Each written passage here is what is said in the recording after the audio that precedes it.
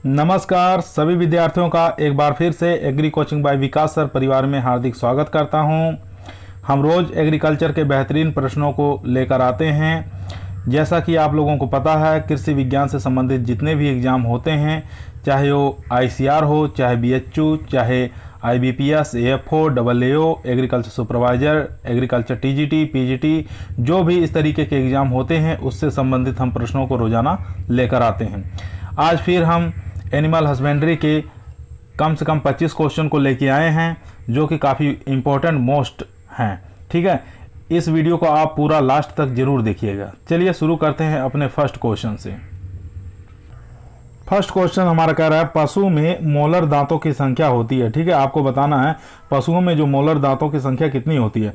2 जोड़ी होती है, 4 जोड़ी होती है, 6 जोड़ी या 3 जोड़ी। ठीक है, मोलर दांतों के ही चौर्णक दांत कहते हैं या दाढ़ दांत के नाम से जाना जाता है। ठीक है, ये इस प्रकार होते हैं, इस प्रकार ऊपर और इस प्रकार नीचे, यानी कि दांतों की संख्या इधर 3 रहेंगे, 3 दांत इधर रहेंगे और 3 दांत इधर रहेंगे। ठीक है, 3 दांत ऊपर, 3 दांत इस साइड, 3 दांत इस साइड। ठीक है, और 3 दांत इस साइड, 3 दांत इस साइड, यानी कि ऊपर कितने हो गए? 6 हो गए। 3 दांत यहाँ है, 3 दांत यहाँ, ये ऊपर की संख्या 6 हो गई। 3 दांत इस साइड है, 3 दांत इस साइड है, यानी कि 3 3 6 इधर हो गई। Total 6 plus 6। ठीक है, ये कितने हो गए? टोटल 12 दांत होते हैं। तो जोड़ी कितनी हुई? यानी कि 6 जोड़ी। ठीक है, तो इसका करेक्ट आंसर हो जाएगा, यानी कि सी ऑप्शन इसमें करेक्ट आंसर हो जाएगा। 6 जोड़ी मोलर दांतों की संख्या पाई जाती है। चलिए चलते हैं क्वेश्चन नंबर 2 पर। अगर आप लोग दोस्त अभी तक हमारे चैनल को सब्सक्राइब नहीं किए हैं, हमारे चैनल को लाइक करिए, शेयर करिए और सब्सक्राइब करना ना भूलिए। चलिए चलते हैं क्वेश्चन नंबर 2। क्वेश्चन नंबर 2 कह रहा है, ब्लीटिंग किस पशु की सामान्यतः आदत होती है। ठीक है, बोलने की क्रिया है। ठीक है, तो यहाँ पे पूछ रहा है ब्लीटिंग किस पशु की सामान्यतः क्रिया है। बकरी की, गाय की, भैंस की या ऊंट की। आप लोग जानते हैं बकरी किस प्रकार से आवाज़ निकालती है? मिनमिनाने की आवाज़ निकालती है। ठीक है, क्या? मिमियाने की आवाज़ निकालती है, तो इसको क्या कहते हैं? ब्लीटिंग कहा जाता है। तो ये करेक्ट आंसर हो जाएगा, यानी कि बकरी। ए ऑप्शन इसमें करेक्ट आंसर हो जाएगा। गाय की बात कर लेते हैं। गाय कैसी आवाज़ निकालती है? रंभना। ठीक है, गाय की आवाज़ को क्या कहते हैं? रंभना कहते हैं। ठीक है, ये इस प्रकार से चिल्लाती है, जिसको बेलोइंग के नाम से जाना जाता है। ठीक है, इसको बेलोइंग के नाम से जाना जाता है, ये आप याद रखेंगे। उसके बाद बात कर लेते हैं ऊँट की। ऊँट कैसी आवाज़ निकालता है? घुरघुराना। ठीक है, घुरघुराना ये ऊँट की आवाज़ होती है, ये आप याद रखेंगे। तो हमारे क्वेश्चन का करेक्ट आंसर हो जाएगा, यानी कि ए ऑप्शन यहाँ पर करेक्ट आंसर हो जाएगा। चलिए चलते हैं क्वेश्चन नंबर 3 पर। ये सब काफ़ी इंपॉर्टेंट और मोस्ट क्वेश्चन है। ठीक है, हर एग्जाम में पूछा जाता है, तो इस क्वेश्चन को आप लोग एकदम भूलिएगा मत। हमेशा किसी भी एग्जाम एग्रीकल्चर के जा रहे हैं देने के लिए, तो इन क्वेश्चनों को जरूर पढ़ कर जाइए। चलिए चलते हैं क्वेश्चन नंबर 3 पर। क्वेश्चन नंबर 3 कह रहा है, बछड़ों में रासायनिक विधि से सींग रोधन हेतु कौन सा रसायन काम में लिया जाता है? कास्टिक पोटास, पोटेशियम नाइट्रेट या पोटेशियम परमैंगनेट या सभी। तो इसका करेक्ट आंसर हो जाएगा, यानी कि कास्टिक पोटास का प्रयोग किया जाता है। ए ऑप्शन इसमें करेक्ट आंसर हो जाएगा। ठीक है, सींग रोधन के लिए किसका प्रयोग करते हैं? कास्टिक पोटास का प्रयोग करते हैं। यहाँ पे देख सकते हैं, इस प्रकार कास्टिक पोटास को लगाकर सींग रोधन कर दिया जाता है। तो यहाँ पे हमारा ए ऑप्शन करेक्ट आंसर हो जाएगा। चलिए चलते हैं क्वेश्चन नंबर 4 पर। क्वेश्चन नंबर 4 कह रहा है, राजस्थान में सबसे महीन ऊन वाली भेड़ कौन सी है? ठीक है, आपको बताना राजस्थान के अंदर सबसे महीन ऊन उत्पादन करने वाली भेड़ की कौन सी ऐसी नस्ल है। तो देख लेते हैं, ऑप्शन चोकला है, नाली है, सोनाडी है या मालपुरा है। इन चारों में से बताइए कौन सा करेक्ट आंसर हो जाएगा। तो इसका करेक्ट आंसर हो जाएगा, यानी कि चोकला। ठीक है, ए ऑप्शन इसमें करेक्ट आंसर हो जाएगा। उसके बाद बात कर लेते हैं, विश्व के अंदर सबसे महीनतम यानी सबसे अच्छा ऊन उत्पादन करने वाली कौन सी भेड़ होती है? तो मेरिनो होती है। ठीक है, मेरिनो भेड़ होती है। तो इसका उत्पत्ति स्थान कहाँ माना गया? स्पेन माना जाता है। ठीक है, ये आप याद रखेंगे, स्पेन का उत्पत्ति स्थान है मेरिनो का। ये पूरे विश्व में के अंदर सबसे महीनतम और सबसे अच्छी क्वालिटी का ऊन उत्पादन करती है। उसके बाद बात कर लेते हैं नाली। नाली ये भी भेड़ की एक नस्ल है, जो कि पीले रंग की ऊन उत्पादन करती है। ठीक है, पीले रंग की ऊन उत्पादन कौन करती है? नाली नस्ल जो है भेड़ की, ये इसका ऊन कैसा होता है? पीले रंग की।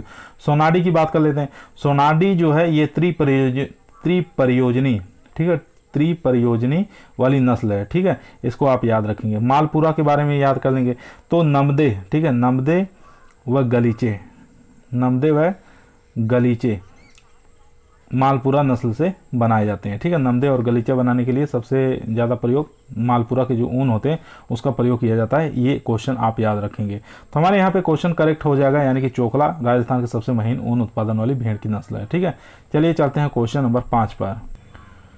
क्वेश्चन नंबर 5 कह रहा है गोदना द्वारा चिन्हित करने के लिए पशु को कौन सा अंग काम में लिया जाता है। ठीक है, गोदना यानी कि चिन्हित करने के लिए, टैटूइंग करने के लिए पशु का कौन सा जो है अंग प्रयोग में लेते हैं। नाक है, कान है, गर्दन है या पिछला पैर है। तो इसका करेक्ट आंसर हो जाएगा यानी कि नाक, सॉरी ये नाक नहीं रहेगा, कान का प्रयोग करते हैं। बी ऑप्शन इसमें करेक्ट आंसर हो जाएगा। चलिए चलते हैं क्वेश्चन नंबर 6 पर। क्वेश्चन नंबर 6 का आप परियोजनी स्टैकिंग क्या है। ठीक है, नर साढ़ का चयन करने की विधि है, गाय के चयन करने की विधि है या घोड़े के चयन करने की विधि है या कोई नहीं है।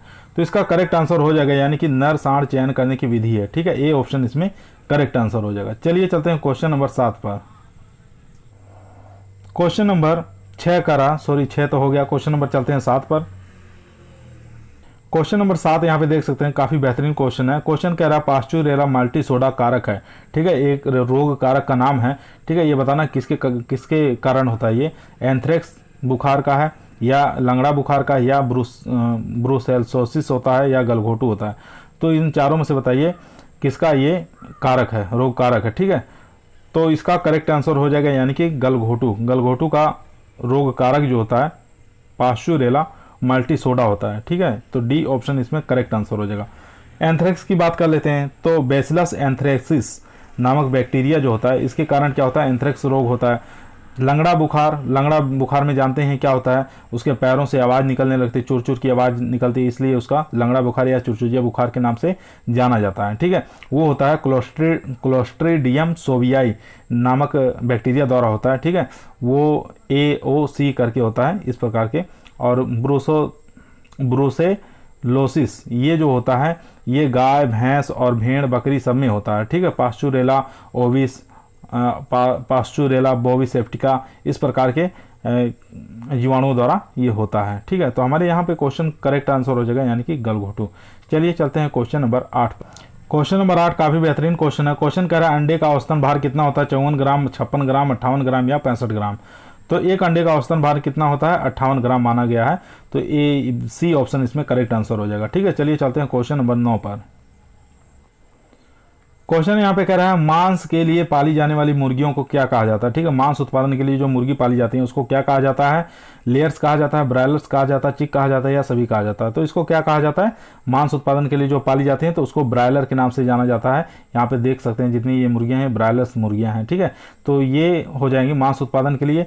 और अंडा उत्पादन के लिए जो मुर्गी पाली जाती है उसको लेयर्स कहा जाता है। ठीक है, अंडा उत्पादन के लिए जो मुर्गी पाली जाएगी उसको लेयर्स कहा जाता है। और यहाँ पे चिक क्या होता है, चूजा जो होता है यानी कि मुर्गी के जो बच्चे होते हैं उसको चिक के नाम से जाना जाता है। तो इसमें हमारे क्वेश्चन का करेक्ट आंसर हो जाएगा बी ऑप्शन इसमें। चलिए चलते हैं क्वेश्चन नंबर 10 पर।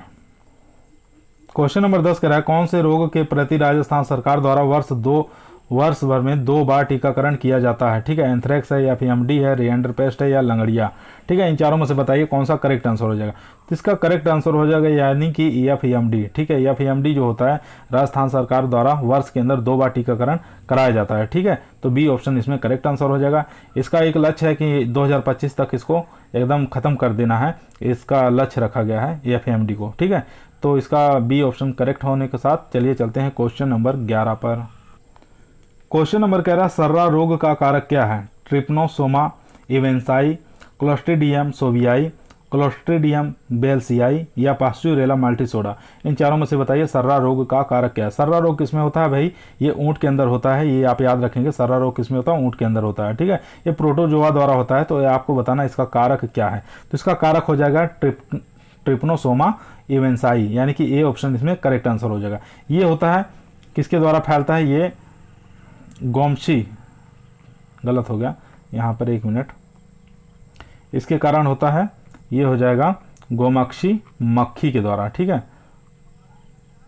मक्खी के द्वारा इसका प्रसार होता है। क्लोस्ट्रीडियम सोवियाई इसके बारे में आप लोग जानते हैं, जो लंगड़ी होता है जिसको चुरचुरिया कहते हैं, चुरचुरिया रोग। ठीक है, ये इसके कारण होता है क्लोस्ट्रीडियम सोवियाई। क्लोस्ट्रीडियम बेल्सिया क्या है, ये होता है फिड़किया रोग। ठीक है, पशुओं में फिड़किया रोग जो लगता है ये इसके कारण लगता है। ठीक है, क्लोस्ट्रीडियम बेल्सियाई। पास्चुरेला मल्टीसोडा अभी पीछे बता चुके हैं कि गलघोटू का रोग कारक है, गलघोटू। ठीक है, इसका रोग कारक होता है पास्चुरेला मल्टीसोडा। चलिए चलते हैं क्वेश्चन नंबर 12 पर। क्वेश्चन नंबर 12 पूछ रहा है, गाय के दूध निकालने की क्रिया कितने समय में पूर्ण हो जानी चाहिए? 3 से 5 मिनट, 5 से 7 मिनट, 9 से 11 मिनट या 13 से 15 मिनट। तो इसका करेक्ट आंसर हो जाएगा 5 से 7 मिनट के अंदर दूध निकालने की क्रिया समाप्त कर देनी चाहिए। ठीक है, एक हार्मोन्स होता है जो दूध को उतारने का काम करता है, उसका नाम बताएंगे आप लोग, उसको किस नाम से जाना जाता है? उसको ऑक्सीटॉक्सिन हार्मोन्स कहा जाता है। ठीक है, उसके कारण क्या होता है? दूध उतरने का काम करता है। ठीक है, ये आप याद रखेंगे। चलिए चलते हैं क्वेश्चन नंबर, चलेंगे 13 नंबर पर। क्वेश्चन कर रहा है, छोटे थनों वाले पशु के दूध निकालने के लिए कौन सी विधि उपयुक्त रहती है? पूर्ण हस्त विधि, चुटकी विधि, मशीन द्वारा या अंगूठा विधि? तो इसका करेक्ट आंसर हो जाएगा यानी कि चुटकी विधि का प्रयोग करते हैं।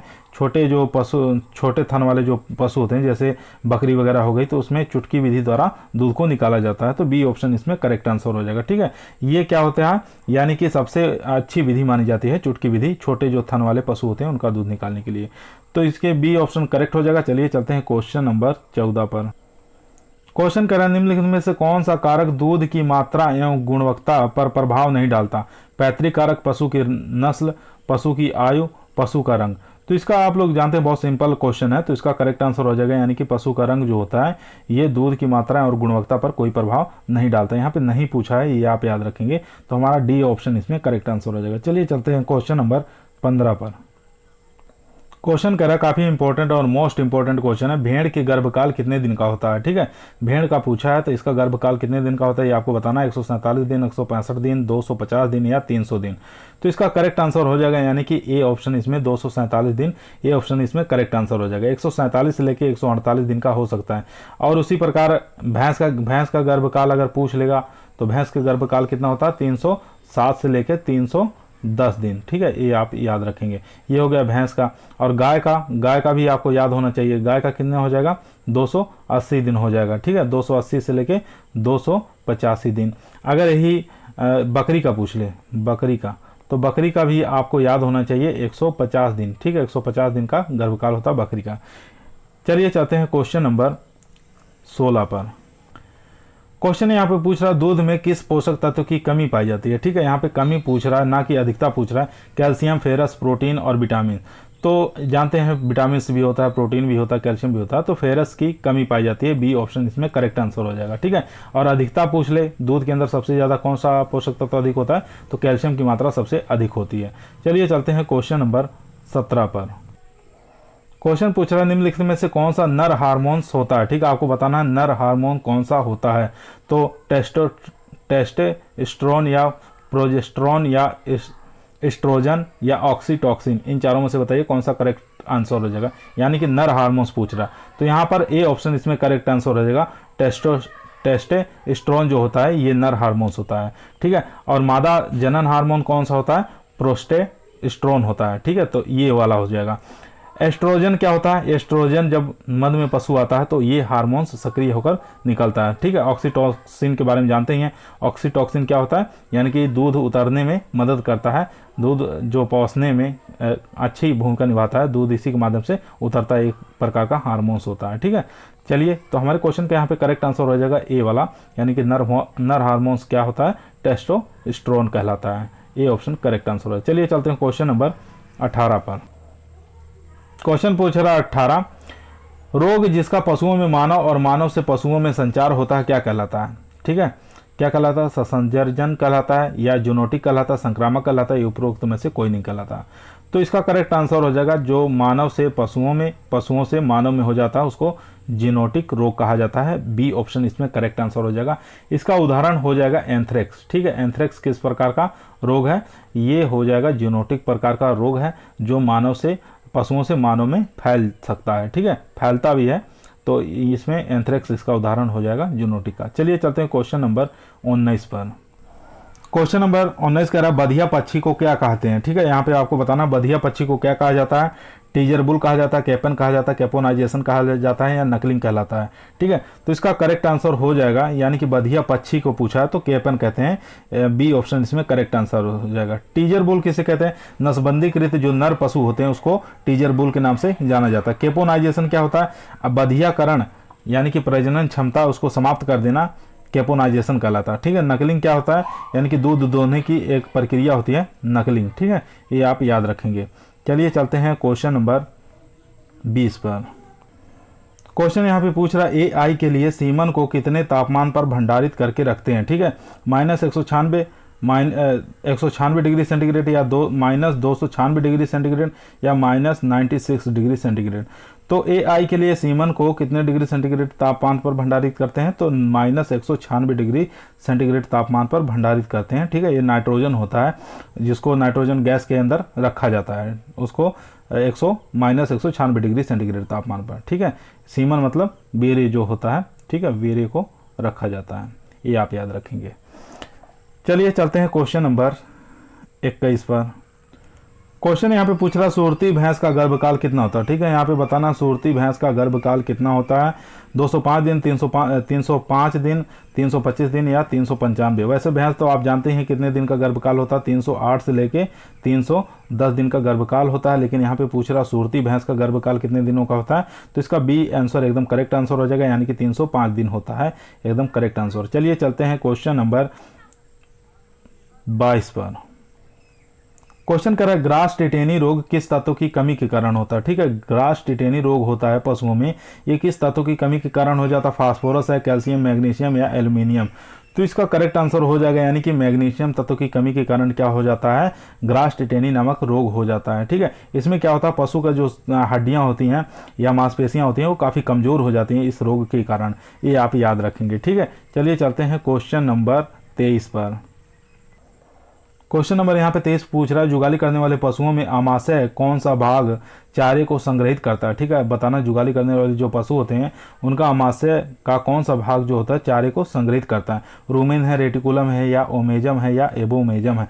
तो सबसे बड़ा भाग जानते हैं कौन सा हो जाएगा, सबसे बड़ा भाग अगर पूछा जाए तो बड़ा भाग हो जाएगा रूमेन। ठीक है, और उसके बाद आ जाता है सेकंड नंबर पर रेटिकुलम, उसके बाद ओमेजम, उसके बाद एबोमेजम। ये होता है 4 भागों में बटा होता है। तो जो रूमेन होता है इसके अंदर क्या होता है, चारे को संग्रहित करने की क्षमता होती है। सबसे बड़ा जो पार्ट होता है यही क्या कहलाता है, रूमेन कहलाता है। ठीक है, रूमेन कहलाता है।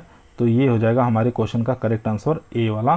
ठीक है, ए ऑप्शन इसमें करेक्ट आंसर हो जाएगा। कुल आमाशय का 80% जो भाग होता है ये सिर्फ रूमेन होता है। ठीक है, टोटल आमाशय की बात करें 80% भाग जो होता है सिर्फ रूमेन ही होता है, कवर करता है। चलिए चलते हैं क्वेश्चन नंबर 24 पर चलेंगे। क्वेश्चन नंबर 24 कह रहा है वसा परीक्षण में गर्भर अपकेंद्रीय यंत्र की गति प्रति मिनट क्या होती है। ठीक है, आपको बताना 1 मिनट के अंदर कितने RPM चक्कर लगाती है। ठीक है, 1100, 2100, 600 या 1600। तो इसका करेक्ट आंसर हो जाएगा, यानी कि 1100 RPM प्रति मिनट चक्कर लगाती है। ठीक है, टोटल वसा प्रतिशत ज्ञात करने के लिए 5 मिनट तक हम चक्कर लगाते हैं। ठीक है, तो प्रति मिनट पूछा है 1100, 1 मिनट में चक्कर लगाता है, तो 5 मिनट में आप जोड़ लीजिएगा कितना चक्कर लगता है। तो इसका ये गर्बर मशीन जो होती है, इस प्रकार की गर्बर मशीन होती है, इसके अंदर दूध को डाल के उसके बाद रख दिया जाता है, उसके बाद प्रति मिनट की दर से चक्कर लगाया जाता है, उसके बाद फैट की मात्रा हमें पता चल जाता है। तो हमारे क्वेश्चन का करेक्ट आंसर हो जाएगा ए ऑप्शन। चलिए चलते हैं क्वेश्चन नंबर 25 पर, जो कि आज का हमारा लास्ट सवाल रहेगा। क्वेश्चन नंबर 25 कह रहा है भेड़ और बकरी का आयन कितने भागों में बटा होता है, 1, 2 या 3 या 4। तो इसका करेक्ट आंसर हो जाएगा भेड़ और बकरी का जो आयन होता है ये 2 भागों में बटा होता है, बी ऑप्शन इसमें करेक्ट आंसर हो जाएगा। बाकी गाय में और भैंस के अंदर, ठीक है, इनका 4 भागों में बटा होता है। ठीक है, आप लोग जानते हैं, देखे हुए। आज की वीडियो हमारे यहीं समाप्त हुई। अगर आप लोगों को अच्छा लगा हो तो हमारे चैनल को लाइक करिए, शेयर करिए और दोस्तों में सब्सक्राइब करवाइए। चलिए चलते हैं, सभी लोगों को धन्यवाद।